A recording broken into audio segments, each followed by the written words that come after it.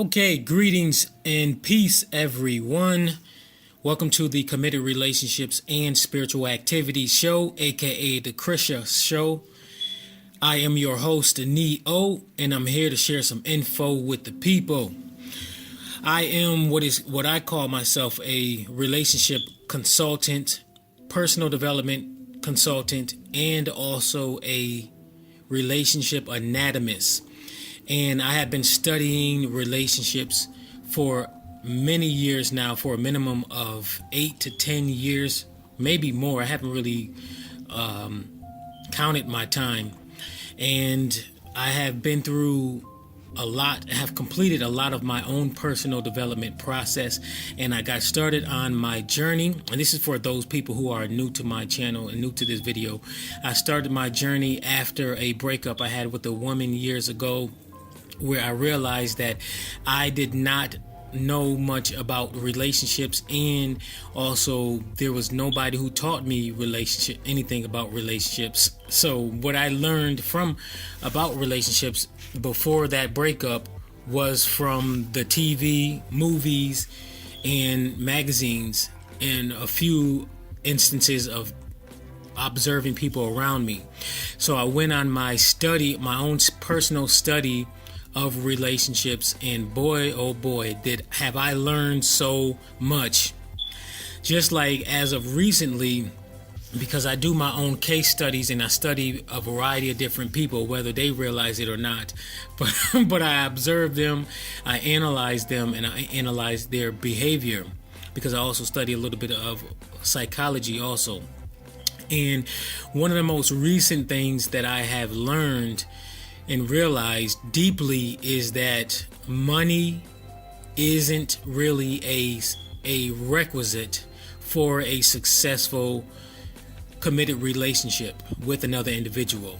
And what I mean by that is society for years has programmed people to always worry about money and having somebody who has a lot of money to be in a relationship with. And this in particular is a variety of women who are seeking a man who has a lot of money so he can take care of her. And a lot of women here in America, they look for that, but a lot of them, there are some of them that they have little to nothing to offer the guy. This is why I often encourage men that before you go ahead and enter these relationships with a woman, you better make sure that you have absolutely observed, identified, and analyzed all of what the woman has available to offer you, because you don't want to be the only one that's being the provider, but she isn't providing you much back within the relationship. And that's what a lot of women here in America, especially throughout my studies, they don't realize the importance of having something to offer the man. What they do is here in American society, they program a lot of women to believe that all they need to do is just look pretty for a man, give him sex, and then that's it.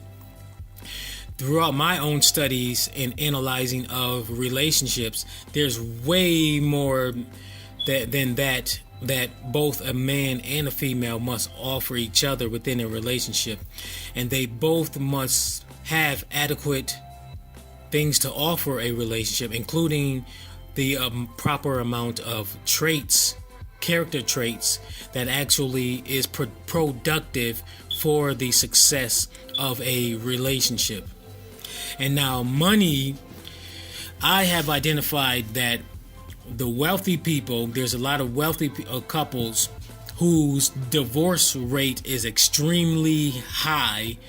And that is because, number one, a lot of them have not matured adequately as far as psychological maturity before they even enter any kind of committed relationship with another individual.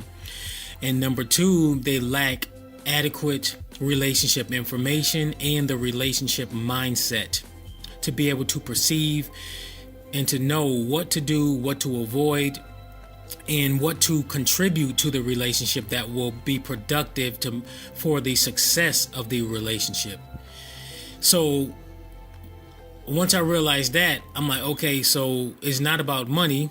And then the other thing I realized that there are a lot of so-called poor couples who are deeply in love with each other and who are there for each other through thick and thin. I'm talking ragged, really ragged down individuals who have holes in their shoes, who have holes in their pants, and these people are deep in love with each other, and they are there for each other, and they have been there for each other for years.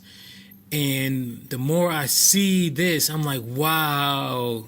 So it really is possible for people who have little to nothing as far as material possessions and money to still be in love with each other and still care for each other and actually have a successful, peaceful, and meaningful relationship with each other.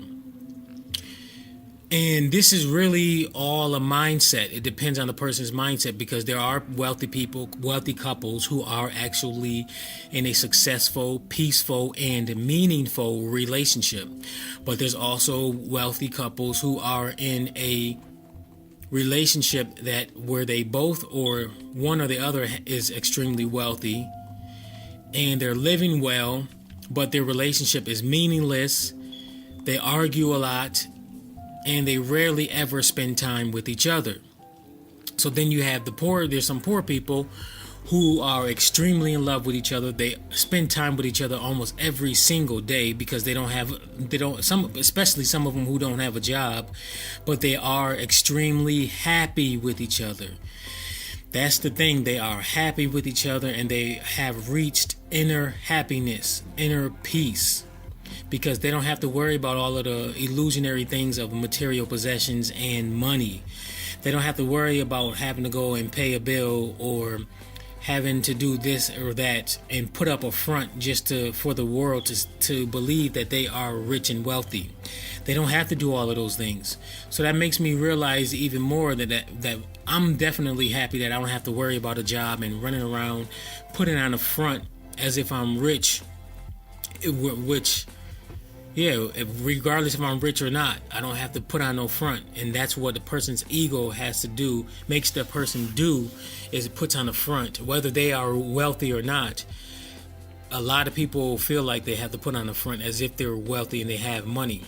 So making money a high priority, a high emphasis within a committed relationship, if the individuals do not know what they are doing and they are oblivious to what the obsession of money can do to a couple, it can actually be a major distraction within the relationship of the couple.